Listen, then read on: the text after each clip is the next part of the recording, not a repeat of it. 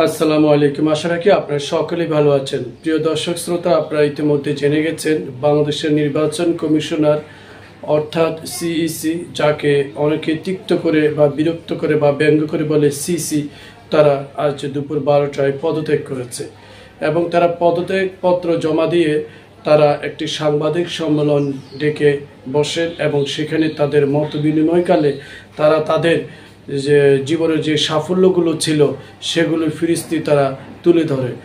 CEC ছিল বিগত স্বৈরশাসকের সাজানো গোছানো একটা নির্বাচন কমিশনার এবং যা নিয়ে অত্যন্ত বিতর্ক এবং বাংলাদেশের ইতিহাসে অত্যন্ত জঘন্যতম এবং নিকৃষ্টতম একটি নির্বাচন কমিশনার হিসেবে জনগণের কাছে পরিলক্ষিত হয়েছে এবং তারা জনগণের ভোটাধিকার যে অধিকার ছিল সেটা হরণ করতে বিগত সরকারের সাথে তারা সুর মিলিয়ে কাঁধে কাঁধ মিলিয়ে জনগণের অধিকারকে তারা হরণ করেছিল এবং নেতা নির্বাচনের ক্ষেত্রে জনগণের স্বাধীনতাকে তারা কেড়ে নিয়েছিল।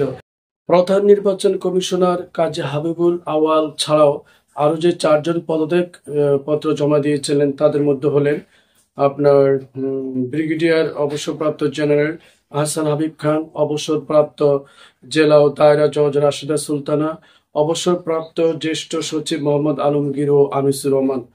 তো তারা রাষ্ট্রপতির সঙ্গে দেখা করে তাদের পদত্যাগ পত্র তারা জমা দিয়েছে। জমা দেওয়ার পরে আনিসুর রহমান এবং রাশেদা সুলতানা যখন গাড়ি নিয়ে তারা তাদের বাসার উদ্দেশ্যে ফিরে যাচ্ছিলেন, প্রতিমধ্যে বিক্ষুব্ধ জনতার মধ্যে থেকে কেউ কেউ তাদের গাড়ি বহরে জুতা নিক্ষেপ করেছিল। 2022 সালের 27শে ফেব্রুয়ারির 13তম সিসি হিসেবে নিয়োগ পান সাবেক আমলা কাজী হাবিবুল আওয়াল। মূলত এই আওয়ালের অধীনে 7ই জানুয়ারি দ্বাদশ সংসদ নির্বাচন অনুষ্ঠিত হয়।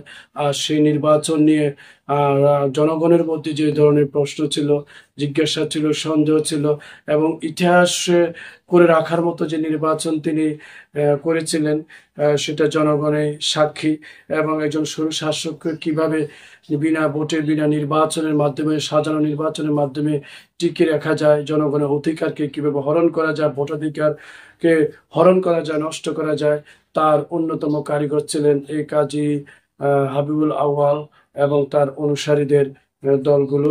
গত 5 আগস্ট ছাত্র জনতার আপনার বিক্ষুব্ধ আন্দোলনের মুখে ঠিক 1 মাস পর তারা সিসি অর্থাৎ যাদেরকে সিসি বলা হয় তারা তাদের পদত্যাগ পত্র জমা দিয়ে নির্বাচন কমিশনকে কলঙ্ক মুক্ত করলো বলে ধারণা করা হচ্ছে।